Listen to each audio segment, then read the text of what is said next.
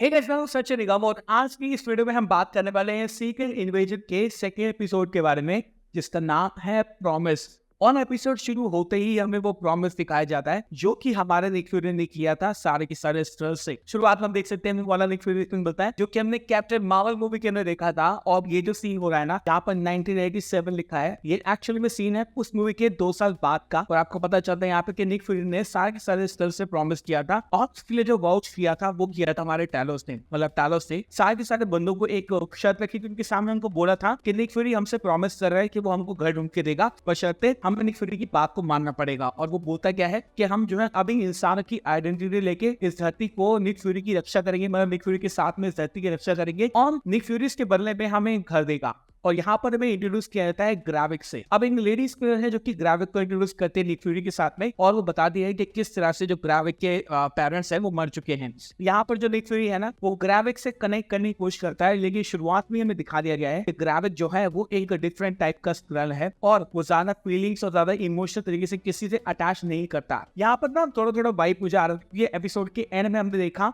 कि जो school Nick Fury को ग्राविक से इंट्रोड्यूस कर दिया ना, वही स्क्रल से निक फ्यूरी ने शादी कर रखी है। जी हाँ, तो अभी तक मार्वल सिनेमैटिक यूनिवर्स ने निक फ्यूरी को देखते हुए लगभग 22 साल के आसपास हो चुके हैं और अभी तक हमें ये नहीं पता था कि निक फ्यूरी का कोई और फैमिली मेंबर भी है। यहाँ पर हमें फाइनली पता चल चुका है कि निक फ्यूरी की एक वाइफ है और वो वाइफ कोई और नहीं है, वो एक स्क्रल है। जी हाँ, अब मैं ये श्योर होकर नहीं कह सकता कि ये जो स्क्रल है और ये जो स्क्रल है ये दोनों सेम है, बट आई थिंक मुझे ऐसा लगता है कि दोनों स्क्रल सेम है। और इससे एक चीज और साबित हो जाती है कि Nick Fury will be sort of like a father figure to Gravik, यानी ग्राविक का ये एक फादर फिगर भी हो सकता है। तो ग्राविक की शुरुआत में दिखाई गई जहाँ पर वो निक फ्यूरी से कनेक्ट नहीं हो पा रहा, लेकिन हो सकता है कि निक फ्यूरी के साथ रहते रहते या फिर स्कल कम्युनिटी के अंदर रहते रहते वो निक फ्यूरी के साथ थोड़ा सा घुल मिल गया हो और निक फ्यूरी को उसने एज अ फादर फिगर मान लिया हो। और इसलिए जो ग्राविक है ना, वो काफी ज्यादा गुस्सा है निक फ्यूरी पे, क्योंकि उसने प्रॉमिस किया था कि वो एक घर देगा, एक ऐसी जगह देगा जहाँ पर स्क्रल्स जो है वो खुल के रह सकते हैं। तो sort of little bit personal भी है ग्राविक के,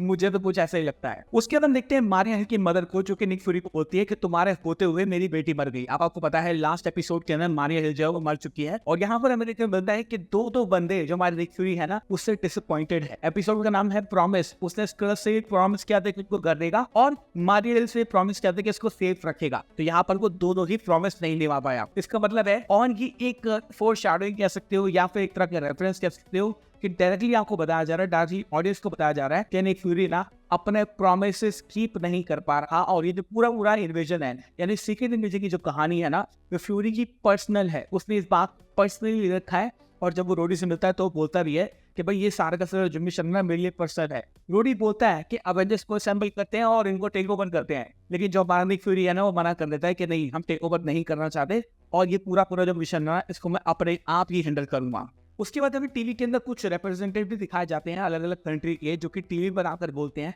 कि अमेरिकन पकड़े गए हैं मॉस्को के अंदर जो हमला होता है उसके अंदर। और बाद में हमें पता चलता है कि ये जो बंदे हैं जो कि टीवी पे आए हैं, जैसे यूके की प्राइम मिनिस्टर हो गया और 2-3 बंदे हो गए, नेटो का एक बंदा होता है, वो सारे के सारे एक्चुअली में स्क्रल्स हैं। भाई मुझे नहीं पता आप मेरे क्या बोलने वाले हो, I have no idea, but ये कहीं ना कहीं मुझे याद दिलाता है उस कॉन्स्पिरेसी थ्योरी की जो कि एक्चुअली में हमारे वर्ल्ड में एग्जिस्ट करती है।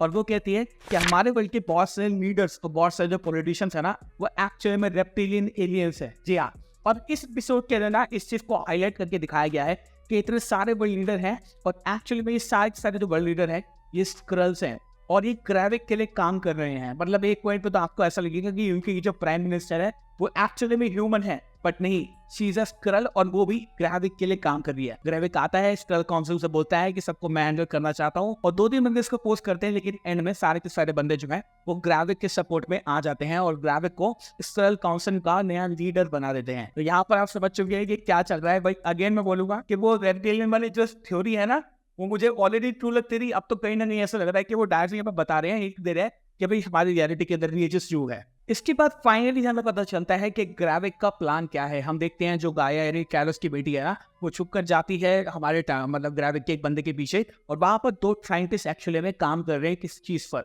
वो छुप के सुनती है और देखती है कि क्या चल रहा है, और यहाँ पर हमें पता चलता है कि जो ग्राविक है वो अपने आप को और कुछ बंदों को सुपर स्क्रल बनाने में लगा हुआ है। जी हाँ, तो हमारी थ्योरी थी काफी टाइम से कि जो ग्राविक है शायद वो सुपर स्क्रल बनना चाहता है, और एक्चुअली में ये जो थ्योरी है ना, ये कहीं पर ट्रू होती हुई देखने को मिल सकती है। बाद में जब गाया जो है कंप्यूटर फाइल्स पे एक्सेस कर रही होती है, जब ग्राविक उसके पास आके पूछता है कि तुम क्या कर रही हो, तब वहाँ पे हम देख सकते हैं कि 4 डीएनए सैंपल जो है वो ग्रेविक ने जमा कर लिए हैं या फिर वो जमा करना चाहता है, जिनका इस्तेमाल करके वो सुपर स्कल बनना चाहता है। तो पहले जो डीएनए सैंपल है वो है ग्रूट का। जी हाँ, ग्रूट का सैंपल है। और आपको पता है ग्रूट जो है वो हमारी एवेंजर एंड गेम के अंदर आया था धरती पे, और ऑब्वियसली वहां पर ना आप देख सकते हैं कि कहीं ना कहीं से उसको सैंपल उसका मिल गया होगा और ग्रेविक जो है उसका इस्तेमाल उसके में करेगा। दूसरा है फ्रॉस्ट बीस्ट, जो कि हमने Thor the dark world movie के अंदर देखा था। अब देखो, थॉर 1 हो, थॉर 2 हो, थॉर 3 हो या थॉर 4 हो, इसमें से 3 थॉर मूवी हैं, थॉर 1, थॉर 3 और थॉर 4। ये तीनों मूवी जो है वो अर्थ पे टेक प्लेस नहीं करती थी, और फ्रॉस्ट बीस्ट से जो सैंपल है वो मिला होगा थॉर 2 मूवी से, क्योंकि थॉर 2 मूवी के अंदर पोर्टल वगैरह खुलते हैं और एक तो जो फ्रॉस्ट बीटर वो हमारी धरती पर आ जाता है। तो जो सेकंड सैंपल मिला है वो धरती से मिला है। तीसरा है हमारा कौन सबसे फेवरेट, कल ऑब्सिडियन। इसके बारे में ऑलरेडी में थोड़ी पता थी और अपने ट्रेलर के तहत देखे थे, लेकिन अब ये चीज कंफर्म हो चुकी है कि कल ऑब्सिडियन का कुछ डीएनए सैंपल जो है वो हमारा ग्राविक लेना चाहता है या फिर ले लिया है, और इसका इस्तेमाल वो अपने आप को सुपर स्ट्रल बनाने में करेगा। हो सकता है ये कल ऑब्सिडियन का वही हाथ हो जो कि जब बैटल हुआ था इन्फिनिटी वॉर का तब कट के नीचे गिर गया था। और चौथा जो सैंपल है वो काफी ज्यादा इंटरेस्टिंग है, वो आता है आयरन मैन 3 से, यानी कि एक्सट्रीमिस। एक्सट्रीमिस को हमने एक्चुअली में एमसीयू के अंदर 2 बार देखा है। एक बार देखा था आयरन मैन 3 मूवी के अंदर, जहां पर हमने मैंड्रिन को देखा था जो कि एक्सट्रीमिस्ट पे फोकस कर रहा था और कहीं ना कहीं अपने सोल्जर्स के अंदर उनको भर रहा था।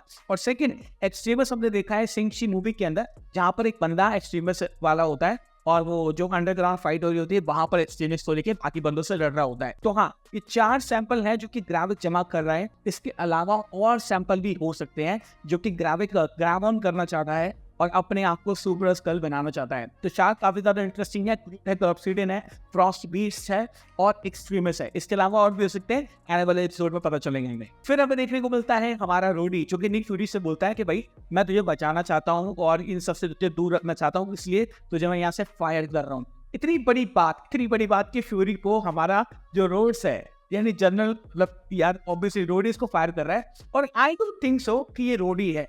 मुझे लगता है कि ये एक स्क्रल है, क्योंकि जिस तरह से इसके मैनरिज्म है वो टोटली चेंज है निक फ्यूरी के अगेंस्ट। मुझे लग नहीं रहा ये बंदा एक्चुअली में रोडी है, लेकिन कहीं ना कहीं फील होता है कि ये बंदा स्क्रल निकल सकता है आने वाले एपिसोड्स के अंदर। इस हिसाब से बोल दिया कि निक फ्यूरी मैं तुझे फ्री कर रहा हूँ, तो इस पे काम नहीं करेगा और अंडरग्राउंड हो जाए, इस तरह की बातें वो करता है। डाउट है मुझे भाई रोडी जो है वो स्क्रल निकलने वाला है, जिस तरह से इसके मैनरिज्म है पक्का स्क्रल 100% निकलने वाला है अकॉर्डिंग टू बी। एड तो सच नहीं है बट स्क्रल जरूर निकलेगा ये। फिर हमें सोनिया फॉल्स पर दिखाई जाती है, यानी कि ओलिविया कोलमैन का कैरेक्टर दिखाया जाता है, जो पकड़ा हुआ स्क्रल है उस इन्फॉर्मेशन निकलवाने की कोशिश करती है और पता कर लेती है कि एक्चुअली में ग्रेविक का क्या काम है, ग्रेविक क्या करना चाहता है। ये जो बंदा है इसके बेस में कुछ लगाती है, उसके अंदर कुछ एजेंट होता है जिससे वो उसको दर्द बहुत ज्यादा होता है और सारी इन्फॉर्मेशन जो है वो बता देता है।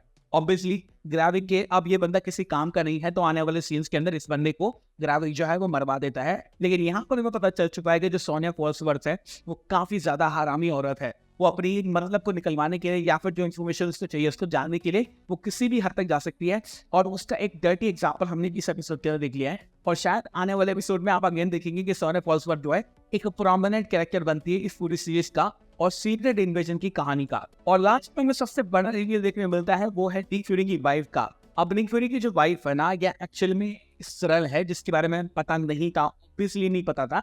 और ट्रेलर के अंदर हमने इस लेडी को कई बार देखा है और एक बार तो फाइट करते हुए देखा है हमारी गाया के कैरेक्टर के साथ में। तो क्या ये कैरेक्टर आने वाले एपिसोड्स के अंदर और ज्यादा प्रोमिनेंट और बहुत ज्यादा इंपॉर्टेंट होने वाला है?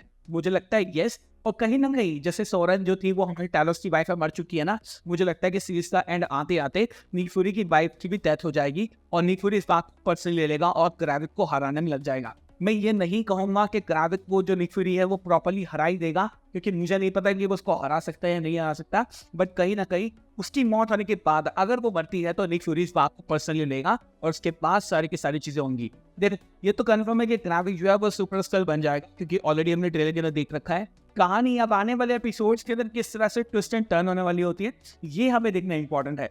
अब ऑलरेडी आपको पता है कि जितने भी एपिसोड इसके अंदर होने वाले हैं, इसके अंदर मार्वल 1-2 एपिसोड तो फिलर रखेगा। तो मुझे लगता है कि अगले हफ्ते का जो एपिसोड है वो फिलर एपिसोड होने वाला है, उसके अंदर ज्यादा कुछ हमें देखने को नहीं मिलेगा। I will not be surprise कि अगर ऐसा होता है तो, बट आई एम होपिंग कि नए एपिसोड जो आने वाले हैं, 3rd एपिसोड जो आएगा उसके अंदर हमें पता चले कि ग्रेविक ने अपने को एज स्क्रल का लीडर कैसे एस्टैब्लिश किया और गाया का मोटिवेटेड प्लान क्या है। देखते हैं कि इस एपिसोड में गाया जो है किसको फोन कर रही है, किससे बात कर रही है हमें नहीं पता।